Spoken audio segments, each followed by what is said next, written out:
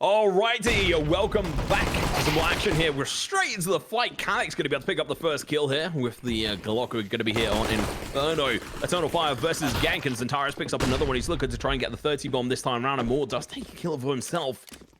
And this pistol round seems to be over before it's even started. Major does get a headshot, second shot. Make it work. Calic's going to be around the corner, but unfortunately for him, the running and gunning from the USP is going to be making quick work. Centaurus, he's got the Julies. I respect any person who decides to run for those guns. Quite literally.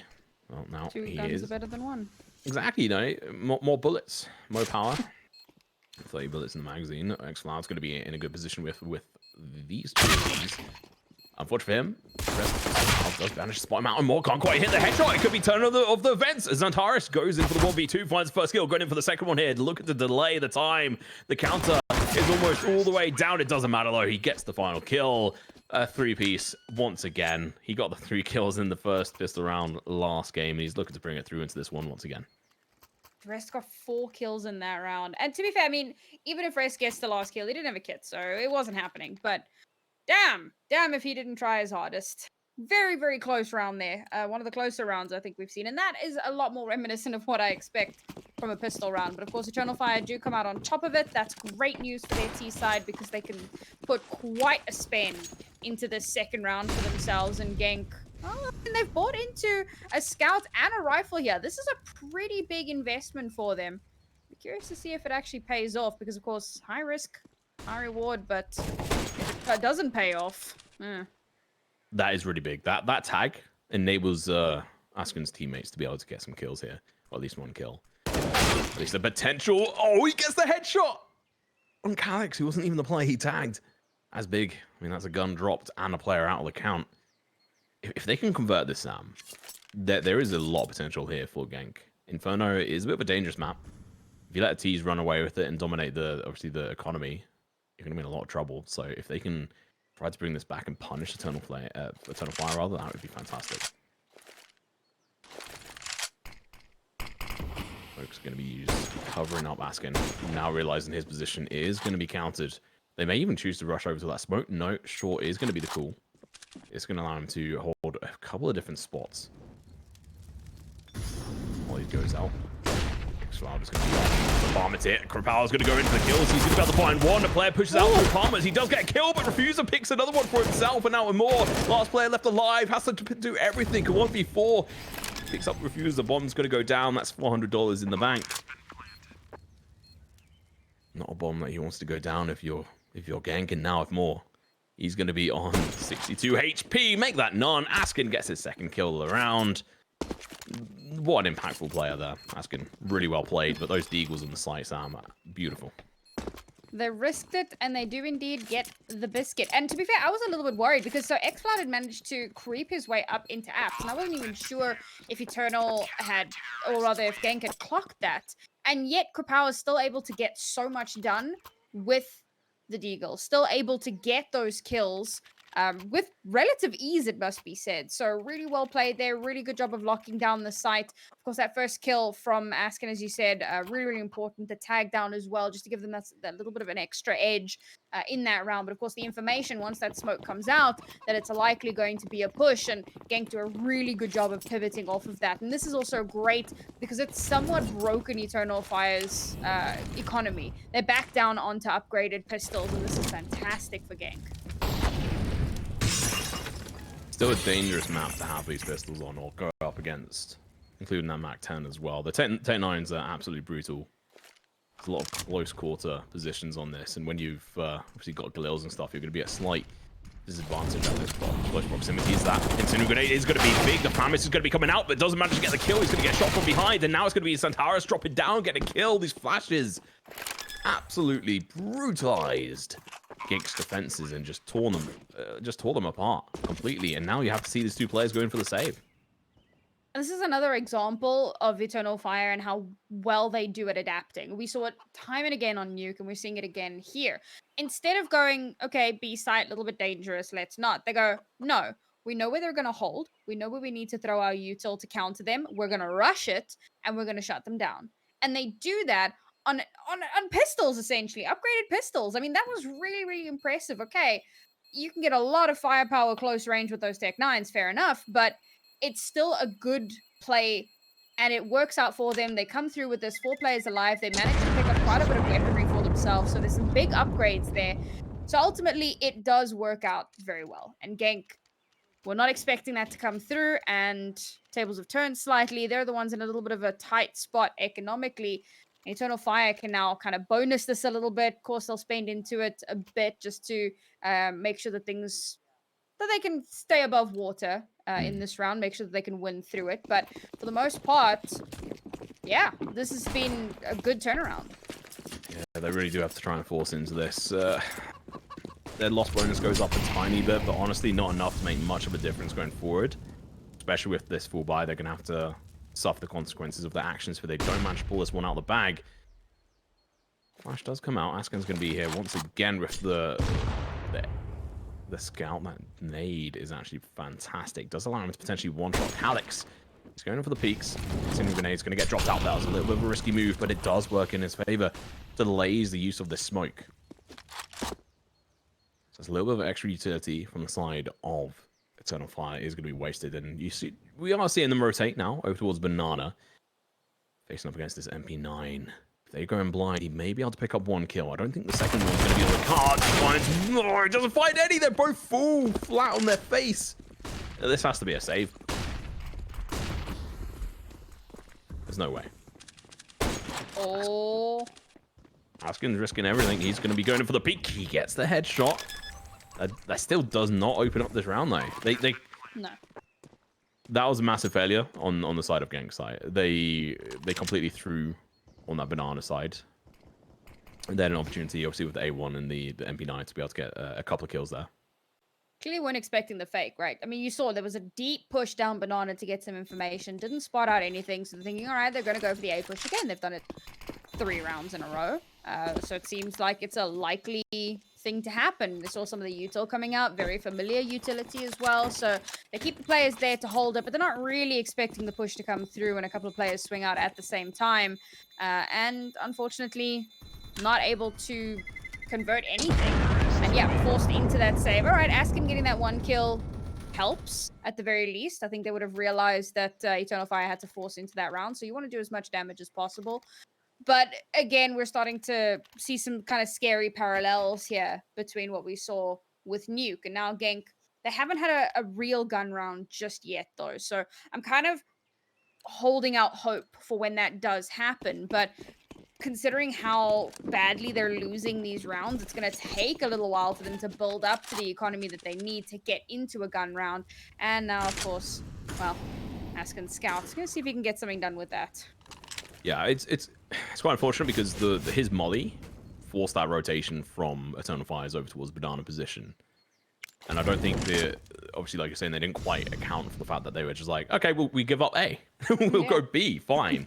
And then they just obviously ran train through Genk's team over towards that Banana position. And I mean, they have the M4 over here, over towards the B sites. They might be able to do some damage. How much Major pushes up. He's going to get brutalized. The M4 comes in, gets 1 kill, but instantaneously retaliated here. And Moore does manage to kill him out. Quick work here. They get the one down. Asken, last one left alive, sitting in towards that mid position. We saw this coming.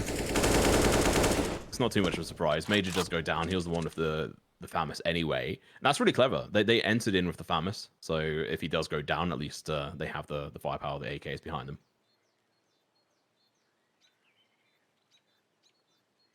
Well, he did the gamble stack on B, and it was in fact a B hit, but just didn't have the firepower to not like nail that down.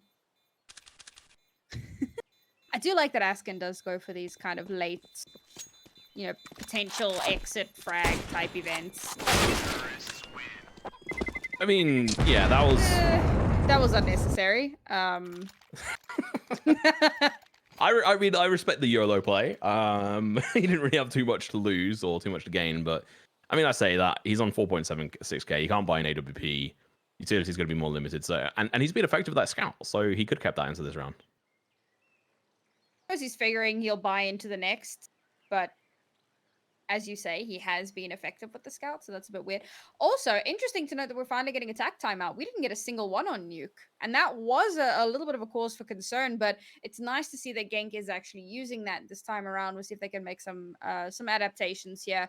Because after those first couple of rounds, Eternal Fire have just kind of read into their plays very, very easily. Very similar to what we saw on Nuke, playing a far more passive style, not really pushing out, not really looking for information. We did see a little bit of it down Banana, but instantly pull back.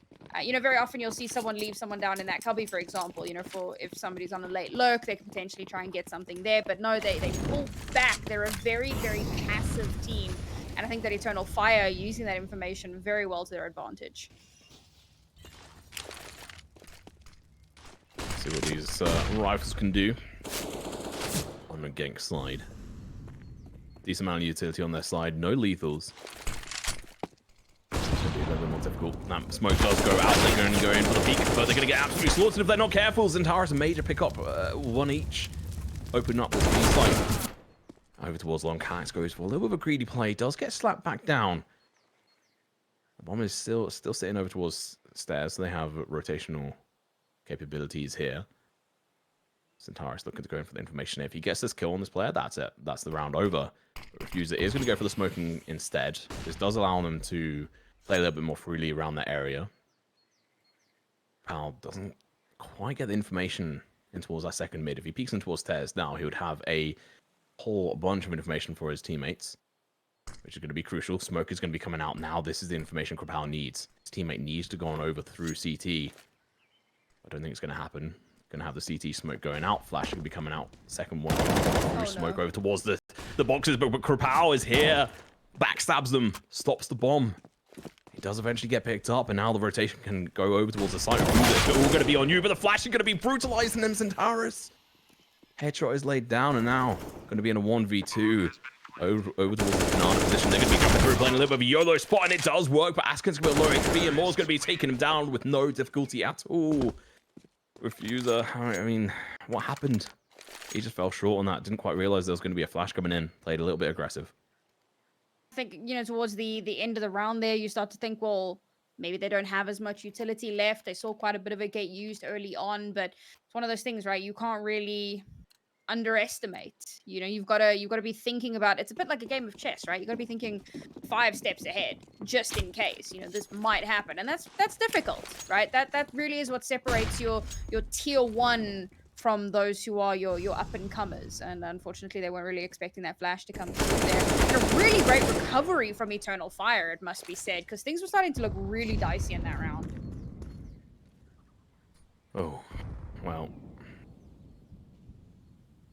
the Eagles, let's see if they're going to be able to come through.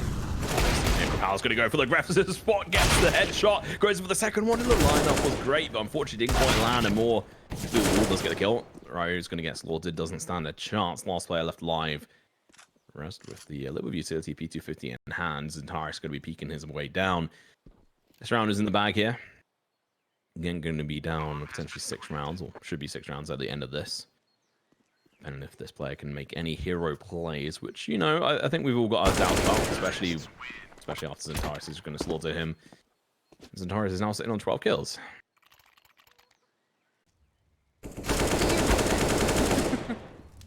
Yeah, just a really, really solid player here. I know we were talking a little bit about Calyx during our pre-show, and to be fair, he has done quite a bit, but Zentaris has just been phenomenal. So really impressive to see that. Looking forward to what's going to be happening in this round. Of course, Ascan now has the AWP in hand, but 5-round deficit here in a very, very tight spot. And bearing in mind they are on their CT side, you are expecting a little bit more to come out of them. No! That swing was brutal. It's such a high risk. I mean, it's not even a high reward. It's just a high risk and reward by going in for that kind of peak. That flash doesn't cover a huge amount of area in regards to what can be restricted. So either way, right, is going to be able to get a kill into X-Cloud rather, but I don't think that's going to be enough. In a difficult spot, he does manage to find one, going in for the second one, but he holds down the spray. Gets to the damage, but not the kill. Mate's going to be playing aggressive, going to lose his head, going in for the second one. Road, doing fantastic. 3 pieces so far. Moore's going to be in a 1v2. Players have to rotate on over. Moore has plenty of time to do what he wishes, and that's going to be up in towards apartments, and he has got a Molotov. Smoke's going to go out. Incendiary grenade is going to be in Refuser's hands, which does allow him to potentially deny that apartment play. They don't have a smoke. They do have 2 flashes. I don't know if there's any utility on site. They do decide to go in for that pit play. Incendiary grenade. Now their back's going to be against this player, but he misses all his shots. The molly's going to go out instead, and now he could find one player. That would be it, but the molly misses, and the defuse finally comes in. Second round on the board here for Genk. Oh, the idea behind the Ringarosi play, I think, was solid, but those missed shots were absolutely brutal. It was also nice to see Genk playing a slightly more, I wouldn't call this aggressive. I think playing brackets is pretty standard, but they tend to play a little bit closer to site, so taking a little bit more space and winning out those duels, very, very important. Isolating that slightly and being able to get those kills opens up a lot of space for them to lock the site down. But finally, we're into some slightly more even footing here in terms of weaponry. Okay, Krapow is still a little bit on the back foot here, but we've got more with his AWP. And that flash was nasty. Good lord. Wow. Zentaris just doesn't care. No. And well, they have switched up weapons. Krapow's going to have an opportunity to backstab. Misses the chance. Now Calyx is going to be waiting. He should be able to take care of business in a couple of seconds here. Misses the first couple of shots, but able to swing on, gets the kill. 2v5. This is just absolutely brutal. Askin is going to be in a whole world of pain in a couple of moments as the execution is going to be coming on over towards him. The flashes are coming in tandem. They don't care that there's only 2 players left. They're still going to be going in for the kills. The no-scope comes out, doesn't quite hit it. And that's it. That's around that 7th round on the board. I mean, they're just signing the death warrant here for Genk. I mean, so much of that is just all Zentaris. Like, I want to be like, oh, well, they adapted to the B change or the A changes that Genk had. And no, the Zentaris just ran up banana because, again, they realized that it's going to be a slightly more passive play. So the flash comes out, he swings out, gets 2 kills. And sure, there's still 3 players left on A, but a 3rd kill comes through. And now the entire A side is open. And poor Rest is now forced to try to save. We'll see if they'll allow that to happen. But I mean, this was just a really dominant round off the back of Zentaris going absolutely ham. It's very difficult to say too much more about what happened in this one. And this is really unfortunate for Genk because, of course, as I said, you know, that was relatively even footing in terms of weaponry. And now, unfortunately, off the back of that round, economy is going to be looking a little bit messy.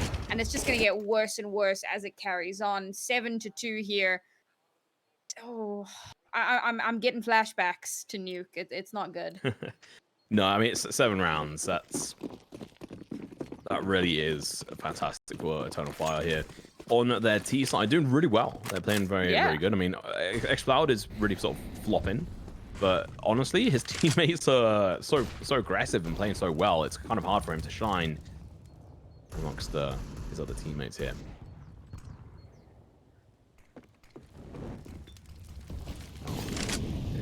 His time to potentially come through for him. He's going to be down towards short, doesn't play up and towards balcony. There's one down below. He switches just in time. Gets the kill.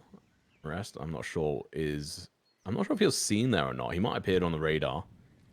Zentaris going in for the entry kill. He's going to get smoked off. This is going to give a little bit of information over to the other side to Genk. It could cause a little bit of an over-rotation. And we could see the reverse happening kind for Eternal Fire if they decide to go back towards A. But instead, seems like they are committing to this. They've got 2 smokes, Molly, 2 flashes as well. So we're going to be seeing the standard setup here.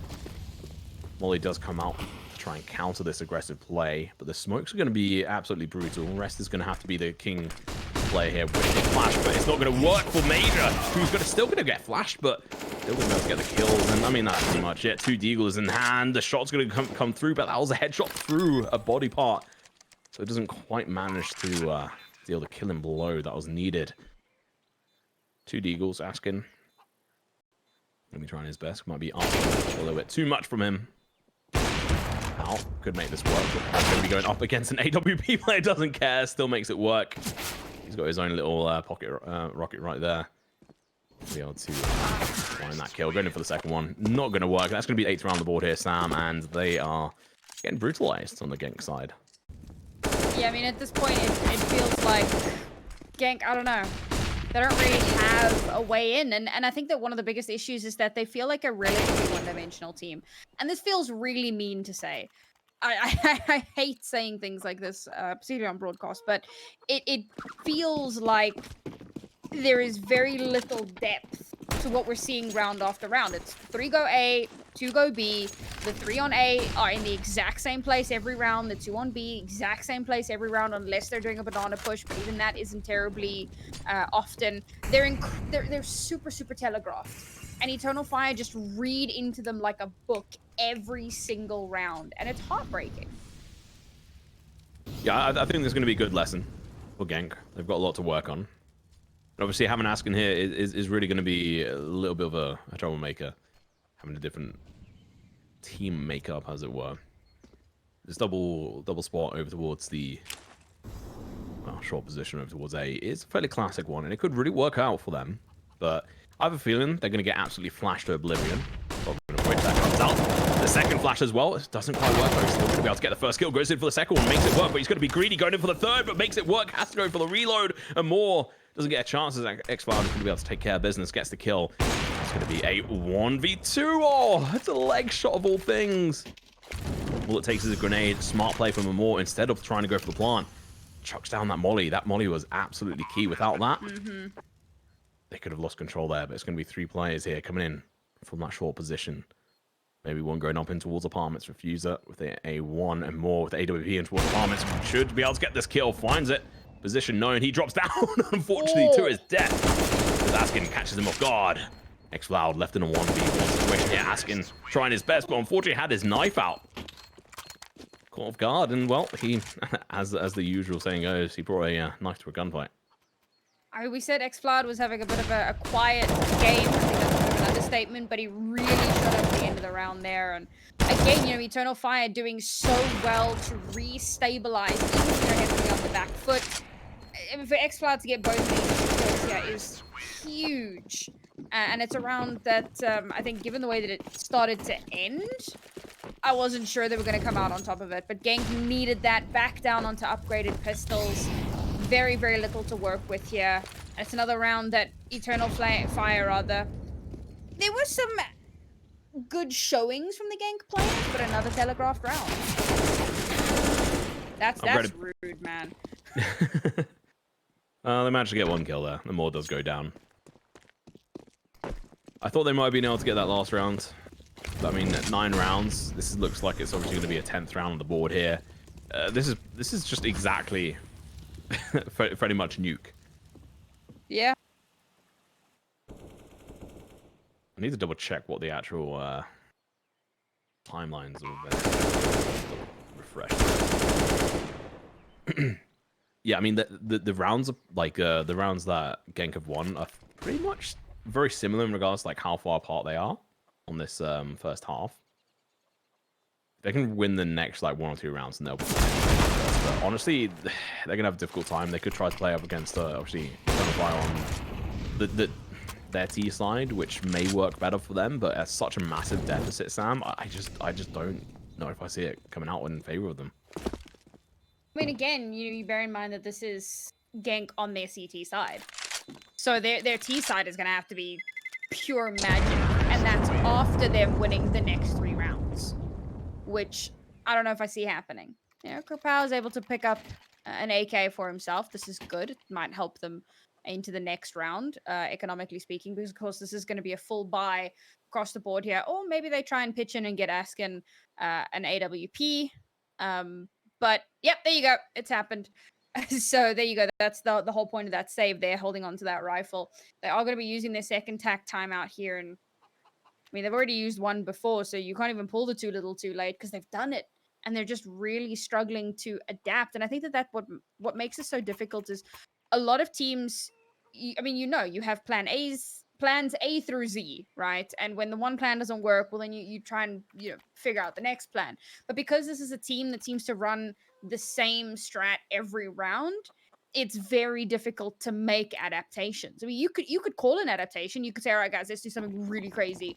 But what are the chances that that's actually going to work out when you know that it's not something you've necessarily worked on? And they are trying something relatively crazy.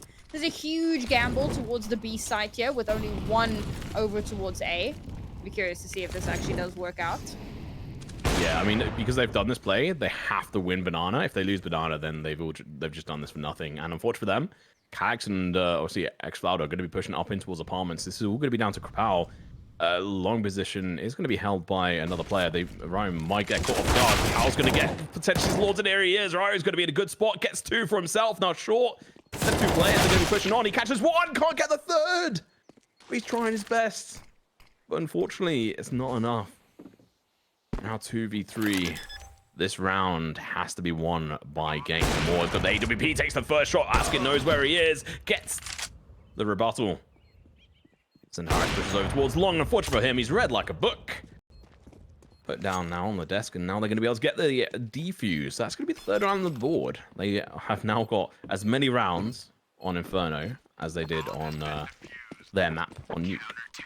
And this was really fun to watch. It was kind of cool that it was happening as I was talking about it, but they needed to try something crazy, and there's a huge risk with that because it might not necessarily be something you're used to playing, but Eternal Fire were definitely not expecting it. They were not expecting the huge stack over towards that B site, and it definitely threw them off their balance a little bit. So really well played there to to Genk, particularly for maintaining control through that. You know, they get those first couple of pickoffs, and they're able to push back in onto the site, despite the fact that the bomb is being planted, despite the fact that, you know, there's still an AWP in play, and that's a huge deterring factor. They're still able to bring it back in their favor. So really well played there, and hopefully they can do something similar here. But they're back to their usual setup.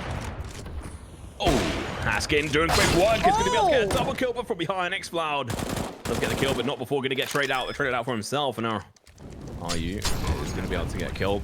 Well, he's going to go down. Centaurus burns for a couple of moments, backs off, looking for kills of his own. Should be able to pick up one, but has been spotted. And Flash comes out, and he gets some of his own medicine. Another round on the board. And you know what? Where's this cake been?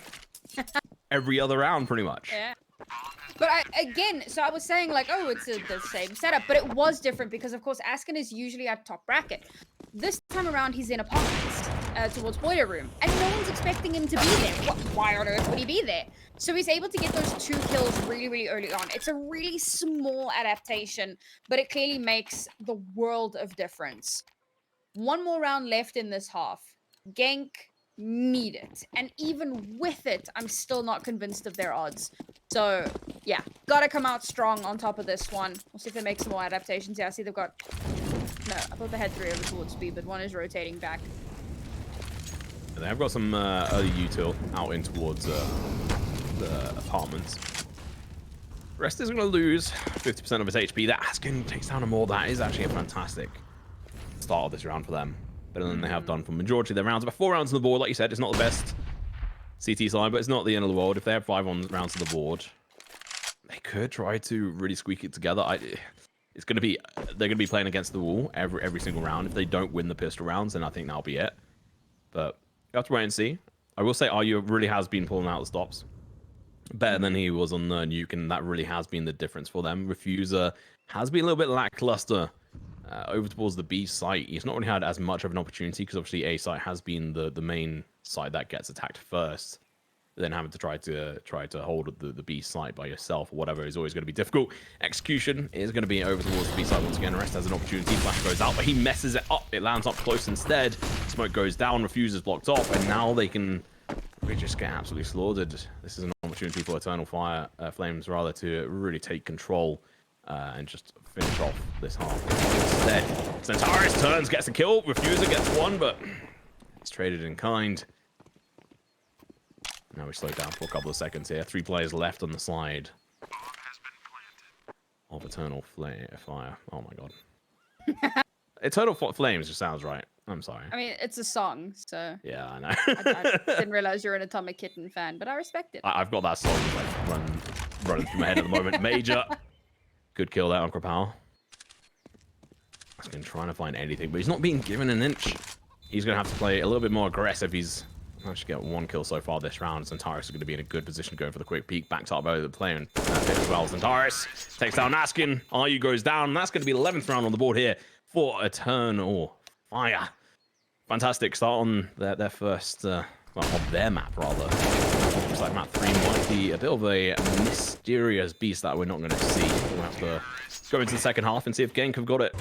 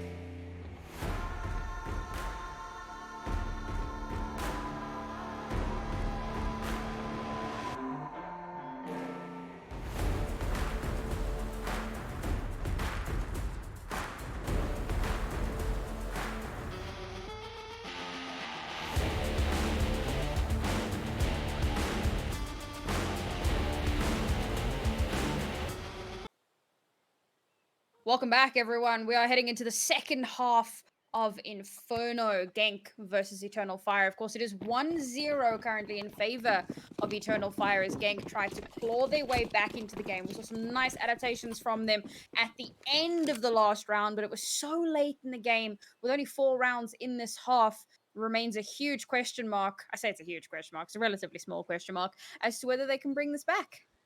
It's all going to be down to these pistol rounds here, Sam. If they can convert and, well, win these first couple of rounds, they could get this in the bag. Xantares is going to back off. So it does go into for the reload. Those 2 bullets do make a massive difference on the USP. See, 8 less bullets than the Glock. Higher accuracy, but lower movement accuracy. And more has got the dualies of destruction, and they're going to be coming into fruition now. It's going to be Xantares who gets the kill, but before they're slaughtered.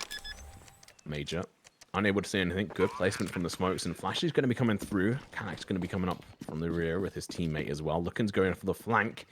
RU's going to be a good spot here to try and slaughter them. Headshot comes out. Second one as well. This player looking to try and pick up the team on his back and carry them through, but Major looking to try and counter this position now in 1v2. He's looking to try and get these kills, but the bomb is planted in an obstructive position for him. He does get headshot.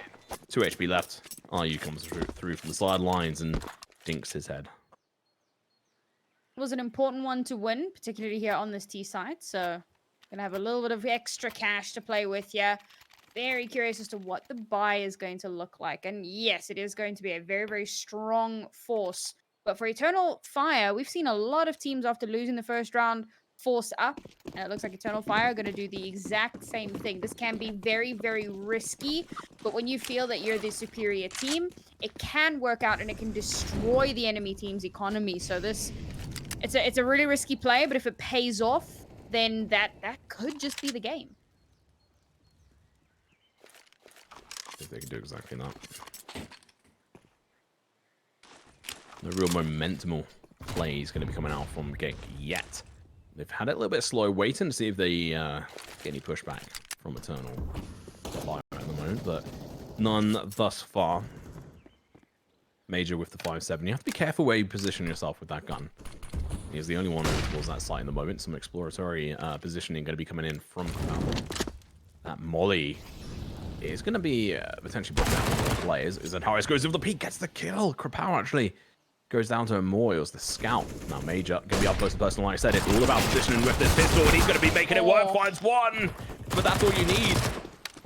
That could be everything here. Memorial is going to be going in for the boost. Now Zantara is going to be in a good position to go in for the kill, but the bomb is going to go down here. It does it, but refuses from the sideline. Does get one. RU with two. X-Flood, last player left alive. They managed to counter this. Instead of going it straight in for the bomb plant, they waited. They delayed, making sure that the bomb planter wasn't lost, which would have given Eternal Fire the momentum they needed. X-Cloud's going to be in an impossible situation here at the moment. I know some people have been flaming him in chat here, having a low ADR, but he has pulled out the stops. He did win a clutch situation. Fortunately, this time round, it's going to be a little bit too much to ask, so he's going to go for exit frags. Really impressive round from Genk. I was really happy to watch this, and it was an important one as well. We mentioned the forced buy from Eternal Fire and how important and how risky that was going to be. Now into the next round, they're going to have very little money to play with, and Genk, okay, they do lose 2 of their players, but it's still a pretty reasonable bonus into the next round. 3 rifles, absolutely nothing wrong with that. And you can put in a little bit of Spain to make up the deficit if you want to, maybe upgraded pistols or whatever the case may be. But all things considered, that was a super important round for a lot of reasons, and I think that it's really, really awesome that they were able to come out on top of that one, and so strong. I kind of expected Eternal Fire to do a little bit more into that one, and unfortunately now back down onto next to nothing to work with. Genk, redemption arc starts here. It's not their map. They're going to be doing their best to make sure it's their map win. Fire is not going to be in favor at all for Eternal Fire. Like you were saying, I'm really happy with Genk's performance in that last round, Sam. We could have seen the bomb plant held over towards the site, and I think that would have been the losing situation for them. It has been spotted. Centaurus unfortunately tried to hide up in towards the balconies, but he was found, put down to rest. And now we do have a clean A site here for the side of, well, Genk to be able to take. I was going to say Eternal Fire because I'm not used to actually Genk being able to play this aggressive. Makes a really good change up to what we saw on their T side on Nuke. They tended to play a far more passive style, but now they're playing that a little bit more aggressive, and it's working out quite nicely for them. Bomb's going to be able to go down, so that's realistically another round in the bag for them. They're slowly clawing their way back into it, but of course they're not out of the woods just yet. Into the next round, Eternal Fire should be able to scrape together a reasonable buy, and then Genk might be in a little bit more trouble. But for now, showing some signs of life.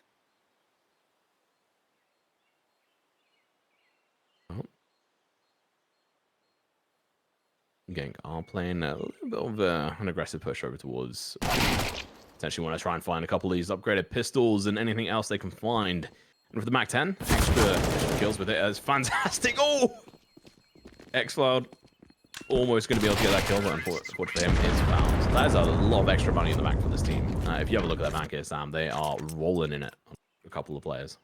Yeah, that's rough. Eternal Fire would have wanted to hold on to a little bit of what they had going there, but unfortunately just had the entire team annihilated. They are still going to force into this round. I think they realize they kind of have to.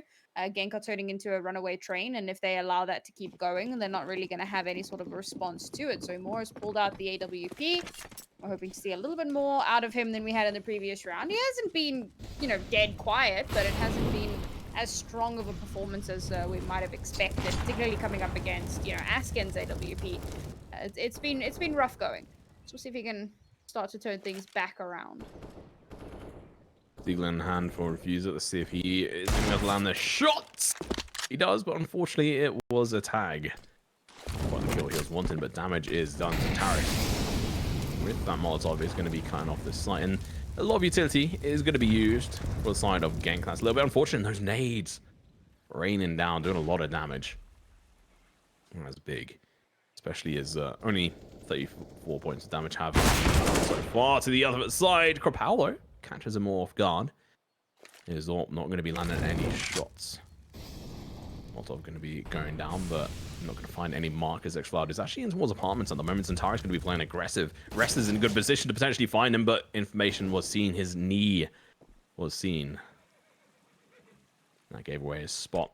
Now his player's going to be backing off. Flash is going to be thrown out. Major is going to be here to try to capitalize here with the flash. As Zantara speaks out, he's going to be able to find one. Look at the going for the second. He does, but the trade does come through, and Kais can't make anything work. Major!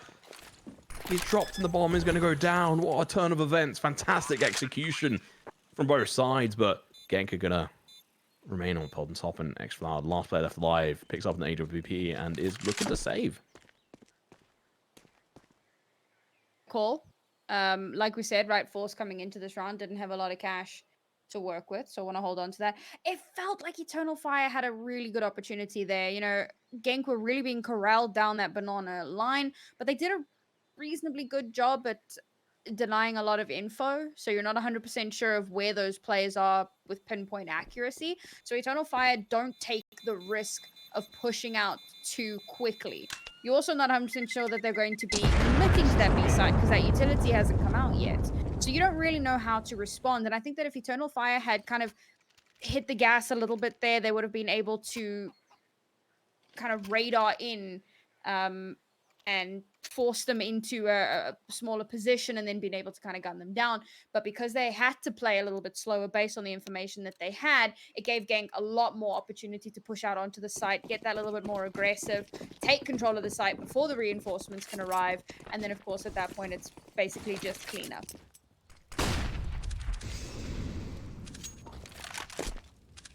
I'm interested to see if Amor can pick up the pieces here. He has been a solid AWP player at times.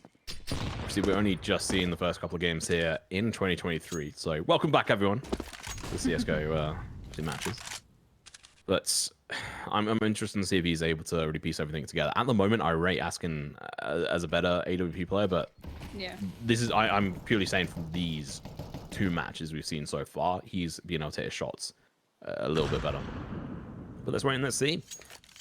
Opportunity here for Eternal Fire to try and do some damage. AWP, upgraded pistols, a little bit of utility, and we know how much he can do with very little. If Genk can get 9 rounds, that would be absolutely fantastic for them. Zantara's hasn't reloaded that 5.7, keep that in mind, so he's going to have to spend a couple of moments doing that, but is able to do it before the execution comes in. He's now going to be peeking out, but the flash comes through. Major from above is going to be able to find one, but Refuser with 2 of his own. That's going to be leaving the site clear and open for the taking.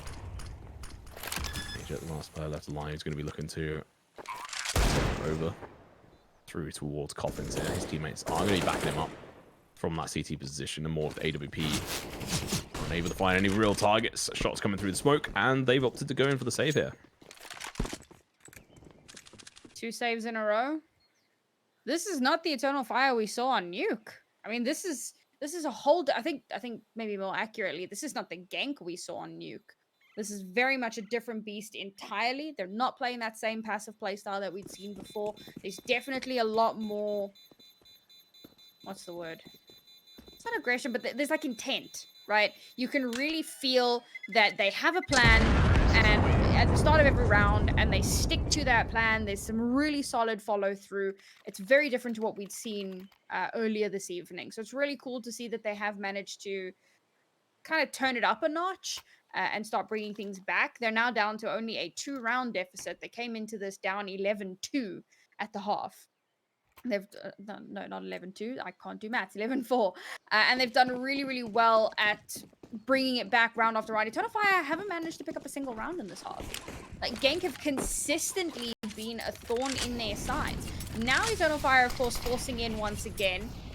Kind of last chance saloon here to try to bring things back in their favor. Oh. Well, that nade does a lot of damage, but not as much as the AWP to Refuse's legs as he jumped in front of the AWP as he shot. A little bit unfortunate turn of events. A little bit more damage done to him as well as the nade lands behind him. 1 damage done. I'm right saying. Val's going to be creeping up in towards the apartments. A lot of utility has already been used. That's another nade. It does bounce into the room. That's a little bit unfortunate. 4x loud anyway. So 11-9 on the scoreboard here. Like you said, this is kind of potentially the last hurrah for Eternal Fire for a while if they can't get this this win, which I think is completely possible. X-Cloud's in a good position. He's going to be going over the headshot, but unfortunately for him, the headshot goes in turn. And now Major is going to be on site. Gets 1 kill, but going to have to back off and more with the AWP. Unfortunately, going to get found. Now Major's going to be last player left alive. Trying to go in for the clutch, but he's got no bullets. Has to pull out the deagle instead. Goes in for flick. Not going to happen, Krapal. Fantastic play. We'll be seeing Inferno a little bit more in Genk's map rotation in the future. So obviously, I mean, this wasn't their map pick, but they've done incredibly well. T side. Eternal Fire looking a little lost, all things considered. Back down onto pistols. Just have not been able to respond. I think they're also... We spoke about how on Nuke, it really felt like Eternal Fire were forcing Genk to play to their play style. Now we're seeing something entirely different. Now their kind of more aggressive playstyle is being used against them, and they don't seem to be able to know how to respond to that, how to react to it. Genk just kind of have the runaround of the map at the moment. It's a little terrifying, I think, if you're in Eternal Fire's shoes, taking a timeout now, their first timeout of this series. Very necessary. I think that finish line at the end of 2 maps is slowly slipping away from them. They're seeing that potential 3rd map, but of course, all bets are off when you get to the 3rd map. 3rd map is a team that, or rather, is a map that both teams float, so you know it's something they're both comfortable with. You never know how that one's going to end up. Oh. Pause is over. See if we do find ourselves on overpass, and Moore's going to be the first one to encounter. He's going to get blocked by his teammate. Does manage to get out of dodge just in time. It's going to be an aggressive play, a different play coming out from the side of Genk. And Moore is smoked off. He's going to be behind it. He's going to be able to find one, but unfortunately not going to be able to find a second one. It's going to be down to X-Cloud over towards the pit position, but Refuser, who I called out for needing to come alive and actually do something for his team, has been doing absolutely fantastic work over the past 3 rounds, being a crucial hog in the team. This is the round loss for Eternal Fire, and they have to save. They can't afford not to keep these weapons. I'm a little surprised to see how heavily they force into this round. I suppose you kind of have to an extent. You have to put some money behind it. You have to put something into it to try and keep yourself afloat. But of course, 3-person save at the end of this. I mean, they've saved so many times in this half. I just feel that win kind of slipping away. Yeah, I mean, if you're Eternal Fire right now, I mean, what are you looking at here? That change up from Genk was fantastic. They went in for the long play. They just completely threw Eternal Fire off. And this is a level of adaptation that we'd seen from Eternal Fire previously, and that we. The craziest thing for me is I spent the first half thinking, wow, what a one-dimensional team about Genk. Because their CT side was one of the most telegraphed I'd seen. And we come over onto this T side and it's like a whole new beast. They've really, really had such a good control of the map from start to finish, round after round. Their ability to, not adapt, but to stabilize, even if they lose a player, has been phenomenal. Oh, that was a lot of damage done to Krapal, but can make this work because Antares and Kogan have the back off. Banana lost. Now we're going to be in favor of Genk, but at what cost? Krapal's going to be low on HP. They use a decent amount of utility. Both teams are on about equal footing here in regards to utility. I think Eternal Fire have a little bit more. But I'm not going to hyperfixate on that. Let's move on. And Moore's going to be in a good position. Askin played this before. I don't think they were able to see him there. They didn't actually go in for the proper peak. Krapal's going to go to the spot instead. His life is lost, but it's not a full HP player, so that's at least something. But they could have gone in for the peak with the flash. Doesn't quite work out that way, and more hacks off. It's going to be long, completely fallen, but now we're going to be seeing a bit of a pincer movement coming in here. A sandwich from the mid and in from the site, and more playing aggressive with this is going to be able to pick up one, and now Askin doesn't have to find a kill of his own, but Immor's going to be finally turning up for himself. Usually playing an entry player is used to playing aggressive positions, so makes it work for himself. Askin does fall, now RU, last player left alive, realizing his team in a little bit of trouble here. He has been spotted by one from Ryan, saying the headshot comes through. RU saying this is not over yet. He's got this in the bag. He wants it, but they light up. He can't quite hit them enough. Calyx tagged heavily down to 31 HP, but around on the board for Eternal Fire to retake the round win. To be said, a lot of that came down to Immor and some serious hero plays. We said that he's been a little inconsistent with the AWP, but in those rounds when he has been online, it has made a big difference. That was one of those rounds. For him to be able to get that first kill, reposition onto the site, get a second kill, and then still be able to follow it up with a third is unreal. That doesn't come down to Eternal Fire's play. That is Immor going absolutely God mode. And they can't really rely on that round after round consistently. Not just because Immor has been a little bit inconsistent, but because that's not really a strat book. So if Genk can read into that, if they can figure out, okay, Immor's probably going to be here, we just don't go there. And immediately they start to kind of angle towards that B site, some of that util coming out on A to potentially fake it a little bit, but Bomb is very much angling towards B. Yeah, we've still got the two players from Eternal Fire just sitting there waiting. They're not going to give this up. Good old Calyx and obviously Zentaris looking to hold on to this. A little bit of a boost coming through. That smoke may bait in a little bit of a push from the CTs. It doesn't though. They're playing a little bit reserved, which is a smart way to play, especially with how adaptive Genk have been playing. They're going to be going in for the retake now, once again, of this position. And to use up a little bit more utilities, and Taris chucks that down. That's on the 43-second mark. He threw that, maybe 44, so that's going to run down the time massively, and he's going to be playing aggressive in towards this corner. This is not going to be red. He is going to be in a perfect spot. His teammate is going to be going in for the shots. They don't realize they're pushed up against him. He's sitting in the smoke. This little goblin, he's going to be peeking out. Catches Askin off guard, goes in for a second kill, can't quite get it. Now Calyx, it's all down to him on this site. Going down the spray, through the box comes out. Look, Kripal, he's there, ready and waiting. He's going to be able to get the kill for himself. Are you with one as well? Unreal. Look at those HPs. Just absolutely unreal. The responses from Eternal Fire were so slow. There was so much opportunity there, but of course the kills just not getting confirmed. Only that one kill onto Askin as he was in the middle of throwing some piece of utility. I mean, that's not enough to win you around. The flick around, still getting tons of damage through, but the rest of Eternal Fire are just not there. They're not available to back it up. And that's another round conceded over to Genk. And we have tied up at 12-12. This is a team that came into this half with only 4 rounds to their name, and they've managed to tie it up to 12-12. Genk has been exceptional in this, and their adaptations, mid-round adaptations, have been so good. It's like they're reading into Eternal Fire in a way that they just were not able to on Nuke. I'm impressed. I mean, compared to the fact that what we saw on Nuke was very just disappointing from the side of Genk. It was their map pick, and they were just all over the place. They couldn't pull anything together. They managed to get maybe, well, okay, so they couldn't pull anything together.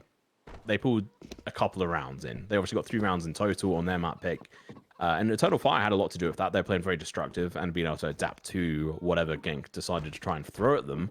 But at the end of the day, Genk really needed to pull their finger out, and that's what they've done on this map. But they're still now only on an equalizer, Sam. It's a little bit brutal. And in case people are wondering, we're obviously in a bit of a tech wars or whatever at the moment, so we're probably gonna have to restart this round. Well, not probably. We will restart this round. So don't get worried about that. Fire looking a little flustered here, I must be honest. it's strange to see given their performance on the previous map. You know, they played so well. And to be fair, those rounds that they did lose on Nuke, a lot of that had to do with their own misplays. And Genk doing really well at taking advantage of that. But it was only 3. Now on Nuke, on Inferno, they've conceded so many rounds, so many consecutive rounds. It really feels like they've kind of mentally checked out. And maybe to an extent they have on this map. You know, it can be very, very disconcerting to lose so many rounds just one after another. Maybe they're looking towards overpass, but obviously they need to kind of rally themselves a little bit here. You don't want to go to that third map. You want to try and close it out in the second if you can. Don't want to really give Genk the opportunity to play on what we assume would be slightly more even footing, just by nature of how the third map comes about. So full buys across the board here once again. And this might just be, again, towards that kind of last chance saloon for both of these two teams. I mean, okay, maybe not for Genk. If Genk lose this round, they're fine.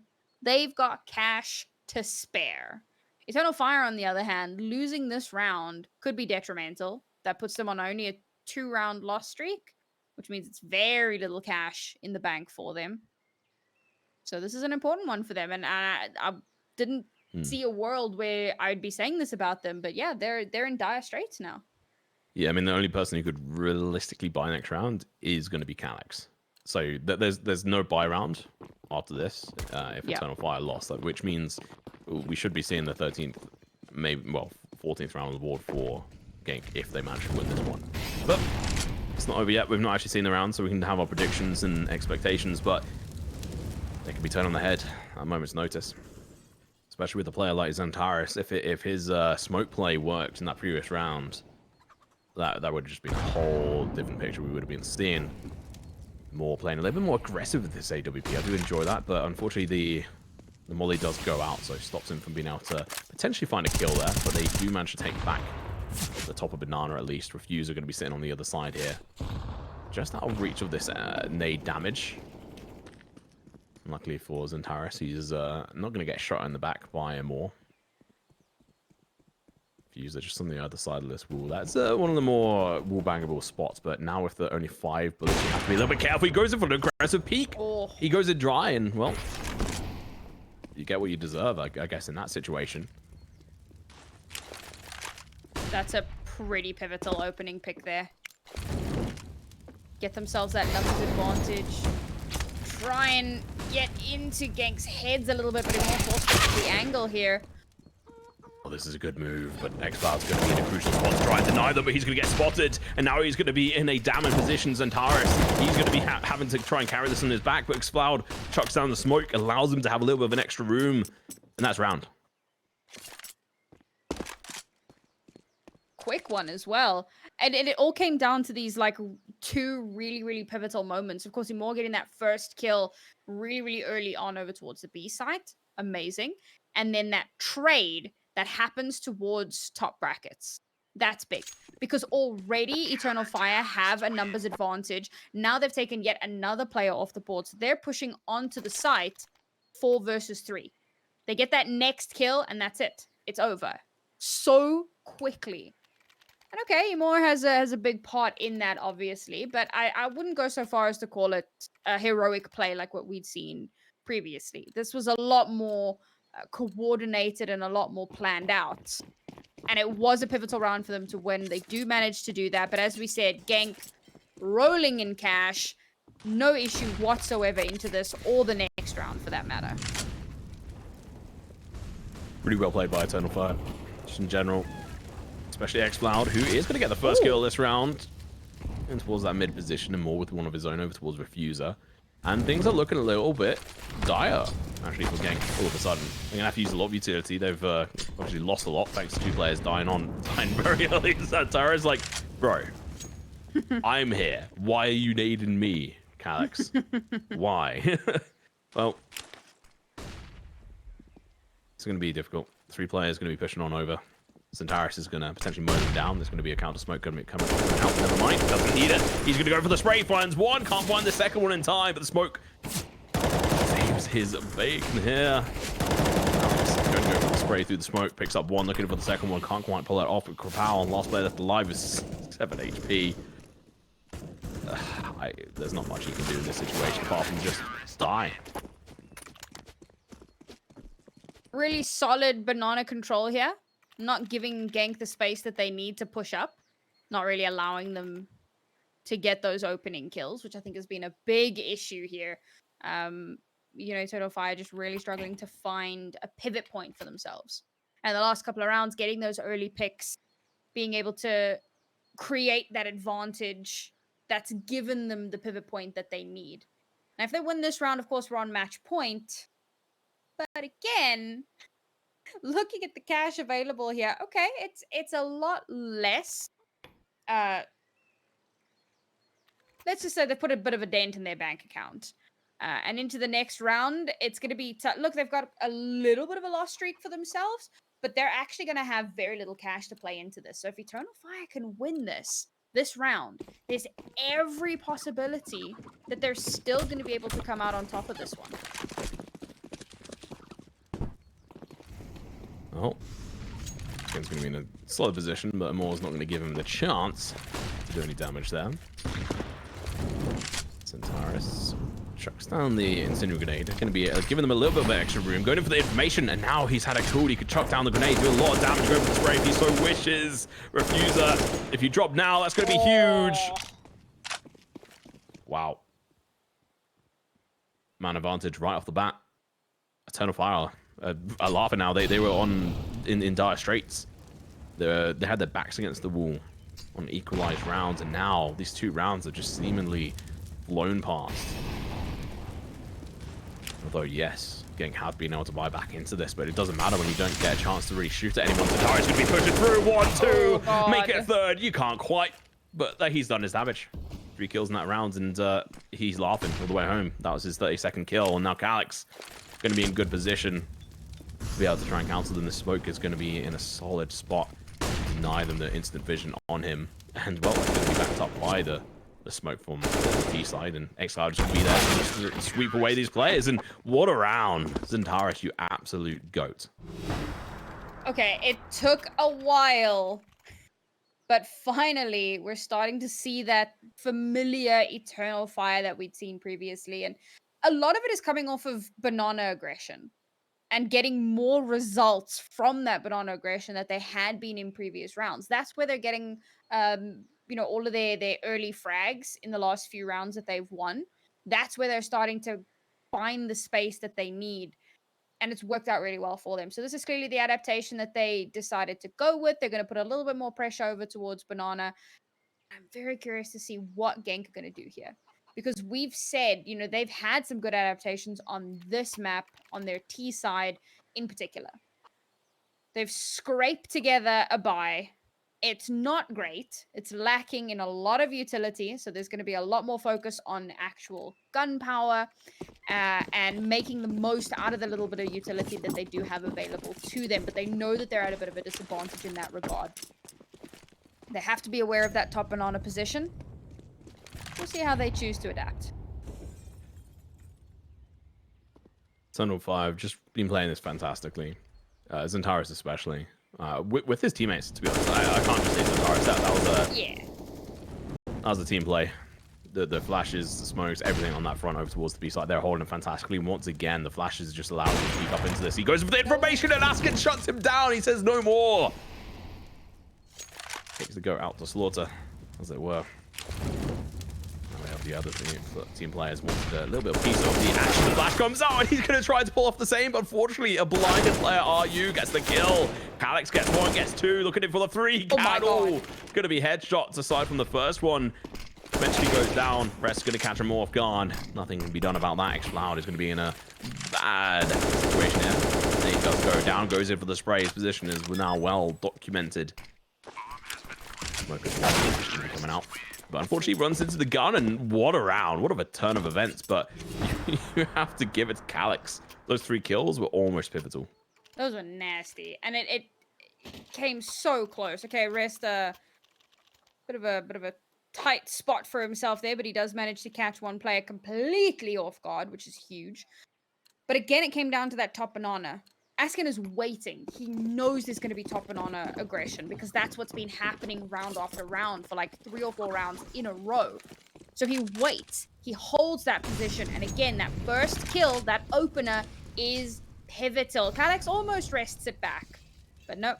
That's going to be Genk getting themselves another round on the board here. And now this aggression from Eternal Fire might just be backfiring. It's been telegraphed. It's been read. Genk are expecting it, but they keep forcing into it.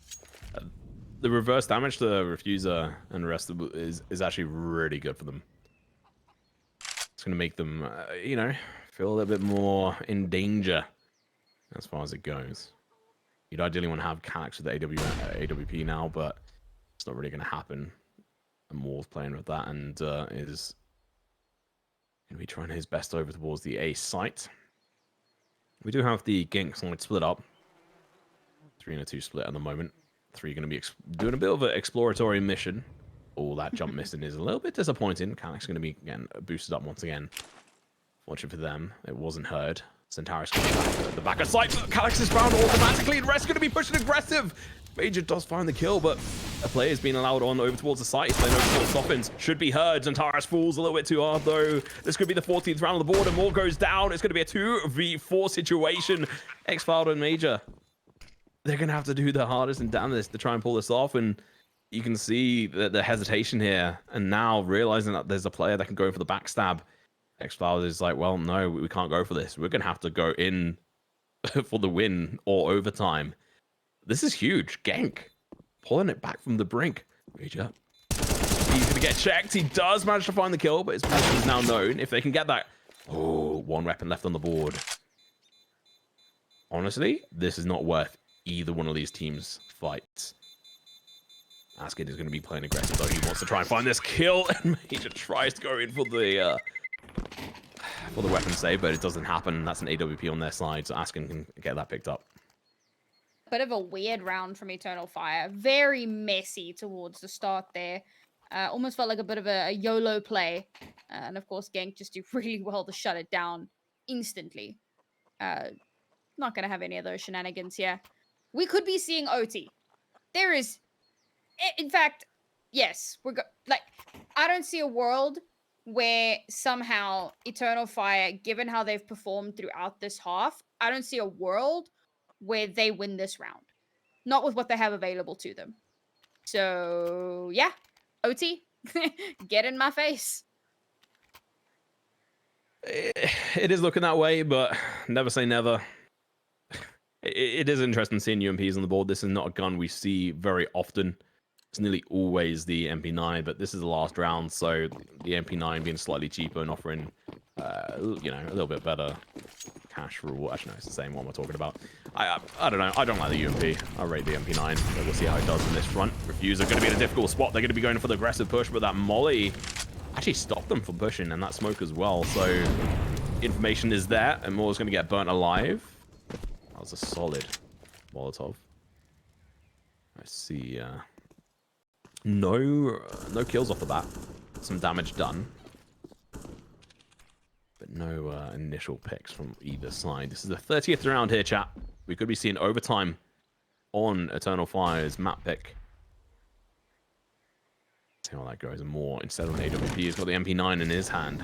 Askin on the other hand. He's got his own boomstick in hand. RU is going to be facing a couple of plays. He goes over the throw. He gets 1. That's an AK, potentially upgradable, but X-Cloud's going to have to back off. 17 bullets inside his magazine at the moment. It's not going to be enough to take out these players. He has to go for the first kill, misses it. This could be overtime in the making. That last player over towards the A site, trying to go in for any kind of damage through the smoke. Doesn't work out. Bomb is eventually going to go down. A little bit delayed, but sometimes that's a smarter move. Askin going to be holding close and personal with the AWP. He does spot out a player, now realizing he's going to be in a whole world of trouble if he doesn't back off. His teammates going to be backing him up here as they're going for the swing round. Rest can see that there's at least one of them. They're going to know that there's going to be multiple. The spray comes through. One kill's going to be found. Major doesn't get a chance. And Zentaris is dropped like a fly, and that's going to be the 15th round on the board in overtime. Of all things. Absolutely love to see it, Sam. We made it happen somehow. But we're going to take a quick break, folks. When we return, we've got overtime.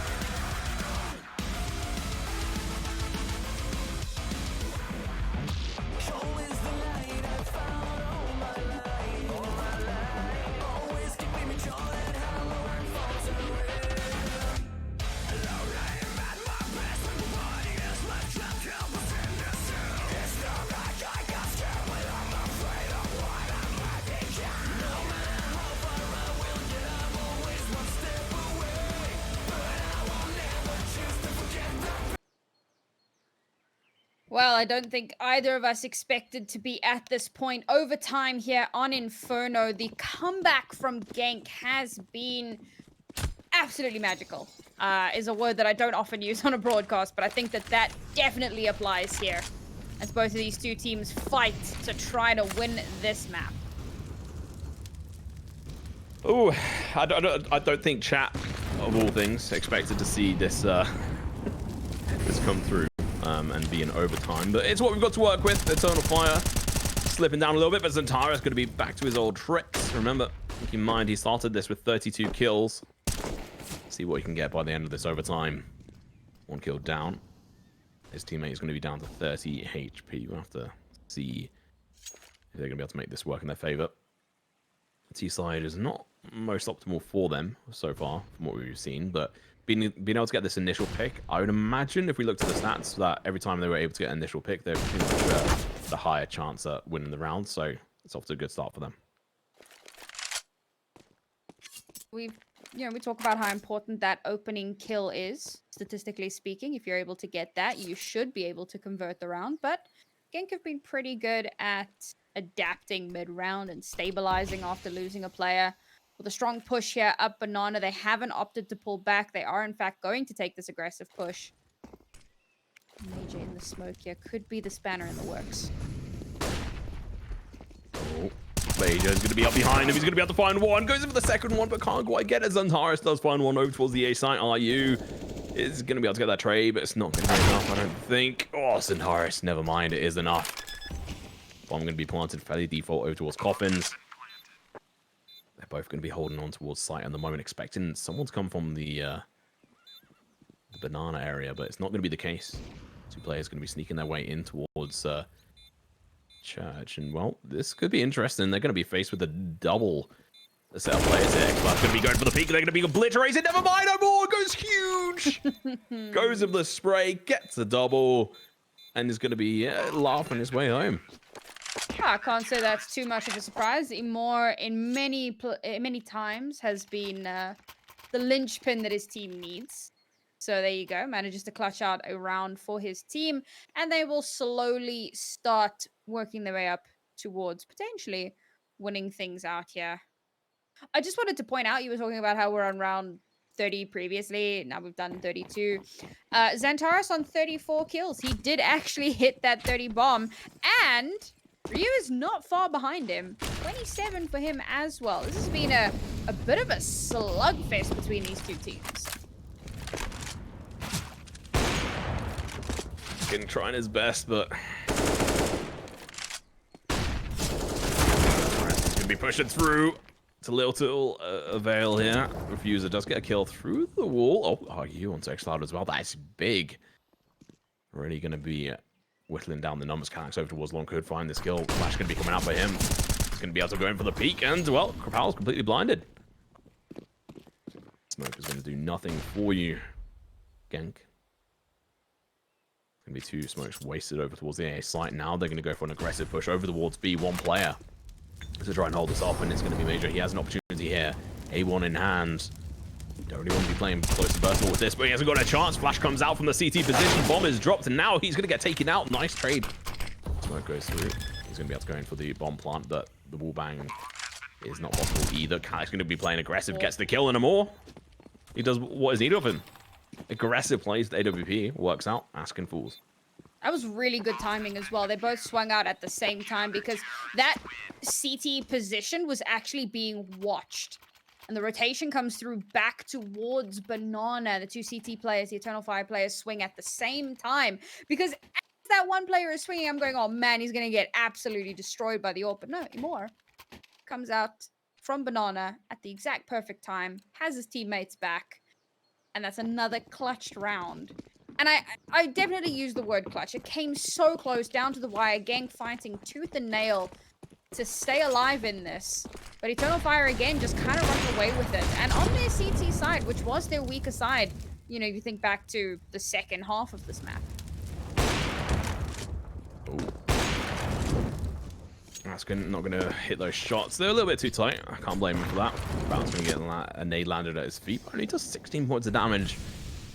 It's a little bit lower than you'd want, and more still going to be able to hold that angle as that molly doesn't land correctly. Slow down for a couple of seconds, never mind. Askin played a little bit too aggressively. He's going to get found and shut down by Moore, who really has come and sort of awoken. And is now taking part in this match. And, well, it's first to 19, 17 rounds on the board at the moment for Eternal Fire. It's the first overtime, first half, last round of the first half even. 50 seconds left on the clock, and Genk have made zero, movement here. Fuse are going in for the smoke. This is going to be giving away his position. This is going to catch him off guard. They don't expect it. But he doesn't, rather, a more aggressively peeking around this angle. He's going to get collateral. Sit down. What a shot coming through. Now, are you going to be left at a 1v4? It doesn't happen. That's going to be the end of the first half, the first overtime, Sam. And what a beautiful play from Amor picking up a 3-piece. That round to me was kind of nuts. So Amor gets that first kill, immediately repositions. But after the first kill already, I'm looking at utility because he's playing top bracket. And if you want to get through there and there's an AWP there, you got to smoke it off. And they have next to no utility. Obviously, after losing 3 rounds in a row, they had so little to play with. So they couldn't smoke off that bracket. Then, we get to a little bit of time plays out. All right, cool. Now they've got to try and breach top bracket. Both of them are looking in the position where Amor was previously. And that, to me, is so dangerous because it's so seldom that a sniper is going to sit in the exact same place for longer than, like, 5 seconds. If they don't see any more action, they know that they're going to need to move. They're going to need to reposition because their position is known. And even if that wasn't the case, you should always be checking both angles. You can't just have 2 people swinging out checking the exact same angle because there could have been somebody else on the other side of bracket. So that was really strange from Genk. It cost them that round. And, yeah, Eternal Fire, match point. Askin's in a good position here to try and get the kill into Xfloud if he does go in for this aggressive peeking towards that short position. Rest is in a good one himself. Takes down Xantares. More takes down a Fuse though. Nice trade-off. Seconds, but it's not going to happen. The wallbang comes out, and Rest was almost in that right lineup, but it doesn't come through. Flash is going to be blind in this player who's going to just be able to get out of dodge. Smoke comes out, hopefully delaying the potential push here. Rotation out in towards this mid spot could come through for Eternal Fire. Rest is playing close and personal. If any shots come through this smoke, he could lose his life. But there is a little bit of a backup contingency plan going into motion here. Maybe a little bit too much. We do have Askin with the AWP holding this mid position. Major could play a little bit too aggressive here. Askin just has to hold it, but he's going to look away, and he goes with the dry peek, gets shut down. 2 players dive towards B on the side of Eternal Fire, but the bomb should get planted now fairly easily. They're just cleaning their angles. Major not cleaning the box above him, so that's a little bit of a dangerous position, but he trusted his instincts, and they worked out, and now they have to play close and personal. A little bit of a slow play coming out from Genk. They're having to try and clear their angles as well. Bomb is ticking. A quarter way through the timer right now, and as I speak, it goes down even further. The fuse kits are on each one of the players. And if they don't win this, that's the end of the time, and then they're going to be out. Xfloud goes down. Major in a 1v3. He has to try and pull this off, but he can't! At the very last moment, we see this team pull it back, but they still can't drop a single round here, Sam. I mean, I think that's probably the definition of a miracle play at this point. The stay of execution, exactly what they needed to just try to keep alive a little bit longer. But now we're on to the T side for Eternal Fire, and this has been where they have excelled in the first half. They did so incredibly well. A little concerned here for Genk. They're going to have to really pull some magic out of that. I mean, we said it right there. Their CT side is incredibly telegraphed. It was a huge concern in that first half. And if they don't show some serious signs of life here, that's GG. Very well might be the case. That was Xantares. Playing aggressive in towards apartments here. Smoke's going to be chunked out towards this spot. They just play a little bit aggressive, but the counter use of utility does come into play, denying them this execution right off the bat, but they can still look to go for it if they really wish. Not advised. Askin's going to get slaughtered and more pushes through. Counter kill's going to be coming through from RU, but he's going to be tagged down himself. Now Krapal's in a great position, takes down Zantaris. Graveyard players dropped. Krapal's playing in around this smoke. That is unfortunate. Now 2v3, 2 players. Going to be low HP. That nade could be big. It takes out Calyx, but not in time. The bomb is still planted, and Major still stays alive. Never mind. Ooh. He goes down. X-Cloud. Nasty. He is in the corner. 100 HP, finds one. Gonna be tagged down to 9 HP. The headshot was absolutely fantastic, but it's not enough. 17th round on the board. That is huge for this team. But, oh my god, what is going on? Are we going to second overtime? I think we're going to second overtime.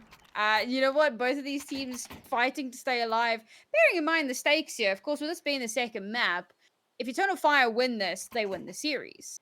So Genk have a lot to play for here to keep themselves alive, to try and get themselves to that third map.